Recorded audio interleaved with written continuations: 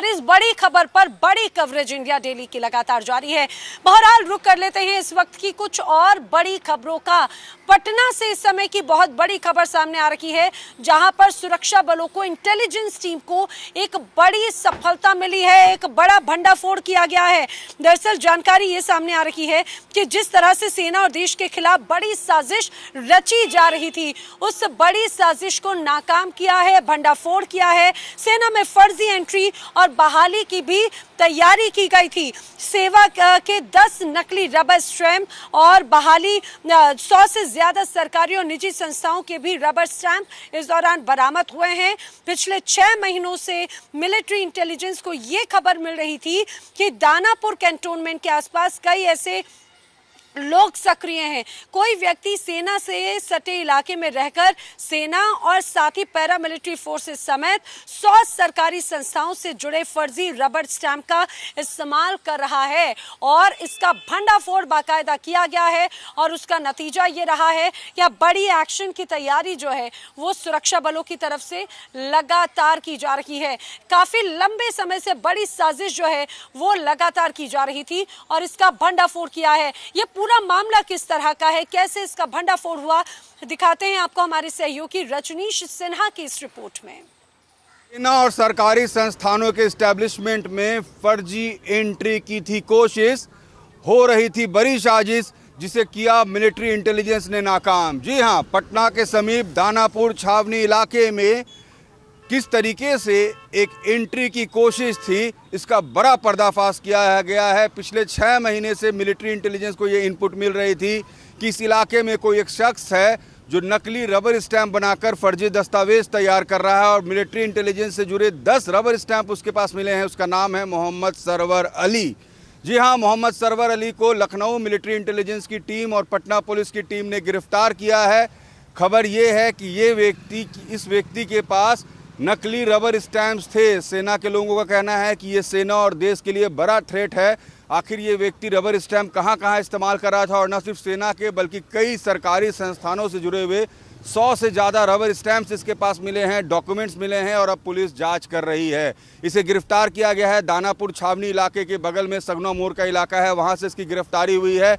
इससे गहन पूछताछ की जा रही है। पिछले 6 महीने से ये व्यक्ति इस इलाके में सक्रिय था और इसकी खबर इंटेलिजेंस को मिल रही थी। इंटेलिजेंस ने वहाँ घेराबंदी की, रेकी की, अपने लोगों को एक नकली क्लाइंट बनाकर वहाँ भेजा ये जानने के लिए कि व्यक्ति क्या करता है। लेकिन तब तक पूरी इंटेलिजेंस की टीम ने इसे धर दबोचा जब तक वो ये समझ पाता कि वो एक बड़े घेरे में अब फंस रहा है, और उससे आखिर इंटेलिजेंस ने अपने जाल में फंसाया।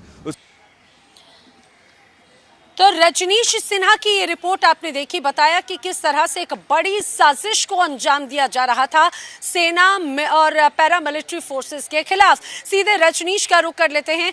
रजनीश, एक बड़ी साजिश, आखिर क्या उद्देश्य इस बड़ी साजिश का सामने आया है? किस तरह का ये नेक्सस था? कितने लोग अभी तक एक्शन लिए जा रहे हैं जिनके खिलाफ अभी कुछ जानकारी सामने आ रही है? ना ये इंडिया डेली की एक्सक्लूसिव रिपोर्ट है। ये खबर हम लोगों के पास आई मिलिट्री इंटेलिजेंस से, जो हमारे सूत्र हैं उन्होंने बताया कि एक शख्स है जो पिछले 6 महीने से इस इलाके में लगातार रेकी कर रहा है और उसके पास से रबर स्टैंप इस्तेमाल हो रहा है। उसके बाद मिलिट्री इंटेलिजेंस की टीम यहाँ पर जुटी, पुलिस से उन्होंने कोऑर्डिनेट किया और उन्होंने फिर उस व्यक्ति को, मोहम्मद सरवर अली को गिरफ्तार किया है, जिसके विजुअल्स हम दिखा रहे हैं और स्टैंप्स भी दिखा रहे हैं। कितनी बड़ी संख्या में उसके पास स्टैंप्स मौजूद थे।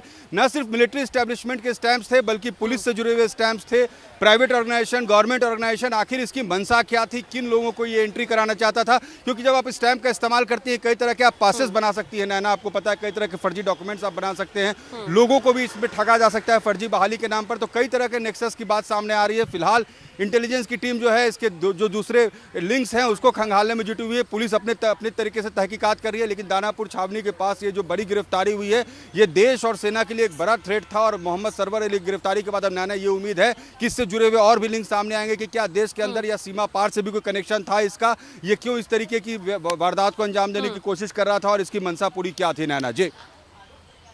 क्योंकि रजनीश, एक और बहुत महत्वपूर्ण बात हो जाती है। अब से कुछ समय पहले जिस तरह से हमने देखा फुलवारी शरीफ हो या फिर पटना के कुछ ऐसे इलाके जहां से आपत्तिजनक दस्तावेज बरामद किए गए थे, और अब उसके बाद में अगर ये एक्शन सामने आता है, क्या कोई नेक्सस है, क्या कोई गिरोह है? अभी कितने लोग इस शिकंजे में आए हैं सुरक्षा बलों के? देखिए, जो सूत्र हैं हमारे सेना में वो अभी बहुत कुछ इस पर बोलने को तैयार नहीं, लेकिन वो कह रहे हैं कि ये एक व्यक्ति नहीं है, इसके पीछे एक लंबी कड़ी होगी। इसलिए हम लोग अभी नाम सामने लेकर नहीं आ रहे, जानकारी नहीं लेकर आ रहे कि वो लोग सतर्क हो जाएंगे, लेकिन इसकी गिरफ्तारी के बाद उन लोगों के लिए छापेमारी की जाएगी, क्योंकि अकेला व्यक्ति नहीं हो सकता जो इतनी बड़ी वारदात को अंजाम दे रहा था, इतने फर्जी स्टैंप्स बना रहा था, डॉक्यूमेंट्स बना रहा था। यानी इनका पूरा एक नेटवर्क होगा जो काम कर रहा था। ये जैसा मैंने कहा कि अंतर्राज्यीय गिरोह है कि अंतर्राष्ट्रीय गिरोह है, इनके लिंक कहाँ कहाँ तक हैं, सेना एस्टेब्लिशमेंट को क्यों निशाना बना रहे थे, सेना में आखिर किस तरह की एंट्री करना चाह रहे थे, क्या सेना के नाम पर कोई बड़ा फर्जीवाड़ा करना चाह रहे थे या सेना एस्टेब्लिशमेंट में एंट्री करने की कोशिश कर रहे थे। गवर्नमेंट ऑर्गेनाइजेशन और पुलिस के स्टैंप्स इन लोगों ने बना के रखे थे। सोचिए कितनी खतरनाक बात है, और ये हमारे देश के लिए एक बड़ा खतरा है। इस व्यक्ति की गिरफ्तारी के बाद हमें उम्मीद है कि हमारी सेना के लिए तो एक बड़ी कामयाबी है ही, आने वाले वक्त में इससे जुड़े और लोगों की गिरफ्तारियां होंगी। जी ठीक है, आप नजर बनाए रखें, आपसे लगातार अपडेट लेते रहेंगे रजनीश, क्योंकि बड़ा एक्शन सुरक्षा बलों का, बड़ी कामयाबी सुरक्षा बलों को यहां पर मिली है।